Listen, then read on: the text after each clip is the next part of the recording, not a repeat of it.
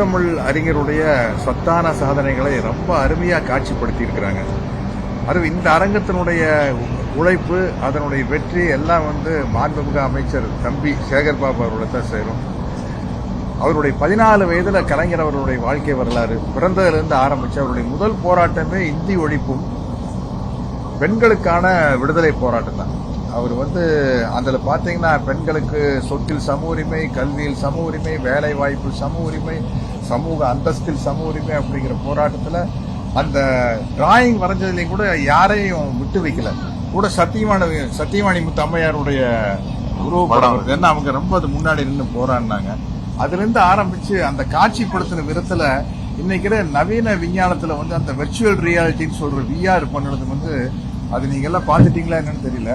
ரொம்ப அற்புதமா நம்ம கலைஞருடைய பிறந்த வீடு, அந்த இடத்துல அவர் படிச்ச பள்ளி எல்லாம் அங்க போய் பார்க்கல, நம்மளே அந்த இடத்துல இருக்கிற மாதிரி ஒரு ஃபீலிங்கை கிரியேட் பண்ணிக்குது அந்த வெர்ச்சுவல் ரியாலிட்டிங்கிற டெக்னாலஜி.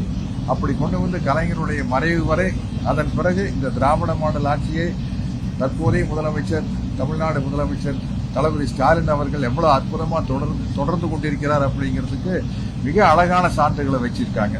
அதுக்கு மிக அழகான சான்று எதுன்னா 40க்கு 40 தான்.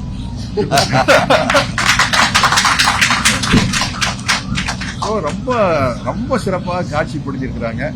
இதற்காக உழைத்த அத்தனை தொழில்நுட்ப கலைஞர்களுக்கும் அது ரொம்ப முக்கியமான விஷயம். அவங்களுக்கு என்னுடைய வாழ்த்துக்களையும் நன்றிகளையும் தெரிவித்துக் கொள்கிறேன். வணக்கம். கலைஞர் சின்ன வயசிலிருந்து எவ்வளவு கஷ்டப்பட்டார் இந்த தமிழுக்காகவும் தமிழ்நாட்டிற்காகவும் என்பதை மிக அழகாக தெளிவாக அத்தனை ரத்தன சுருக்கமாக சொல்லியிருக்கிறார்கள். இதை பார்த்தால் அவருடைய வாழ்க்கை வரலாறு நன்றாக தெரியும். தம்பி சத்யராஜ் சொன்னது மாதிரி கிராமத்தில் ஒரு பழமொழி சொல்லுவாங்க, அப்பாவுக்கு தப்பாம பிறந்திருக்கார் பிள்ளைன்னு. அப்படிப்பட்ட பிள்ளைதான் இன்றைய தமிழக முதல்வர் மு.க. ஸ்டாலின் அவர்கள்.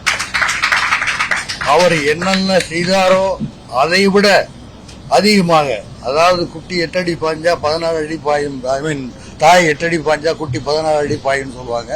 அந்த அளவுக்கு தமிழகத்தையும் தமிழ்நாட்டுக்கும் எல்லா வகையிலும் பெருமை தேடி வருகின்ற அளவுக்கு இன்றைக்கு தளபதி அவர்கள் இந்த நாட்டை வழிநடத்தி கொண்டிருக்கிறார்கள். தம்பி சொன்ன மாதிரி 40க்கு 40, அதே மாதிரி 244க்கு 244 வந்தாலும் ஆச்சரியப்படுறதுக்கு இல்லை. ஏன்னா உண்மையில் இந்த மிக நவீன அறிவியலோடு ஆச்சரியத்தோடு நாங்கள் எதிர்பார்க்காத அளவில் வெர்ச்சுவல் ரியாலிட்டி, ஹோலோகிராம் என்னெல்லாம் எங்களை குழந்தையாக்குகின்றது போல அவர்கள் அமைத்திருக்கிறார்கள். இந்த படக்காட்சி, இந்த மாதிரி காட்சிகள் குழந்தைகளுக்குத்தான் மிக மிக அவசியம்.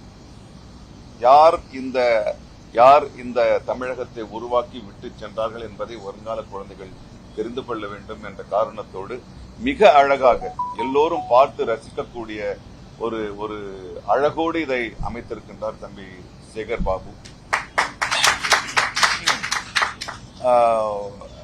கலைஞர் அவர்கள், அவருடைய தலைவர்கள் பெரியார் அவர்கள், அண்ணா அவர்கள் கனவு கண்ட ஒரு சமூகம் இப்படி அமைய வேண்டும், இந்த சிறப்புகளோடு வாழ வேண்டும், இந்த இலக்கியத்தோடு இந்த அழகியலோடு வாழ வேண்டும் என்று அவர்கள் போராடினார்கள், கனவு கண்டார்கள்.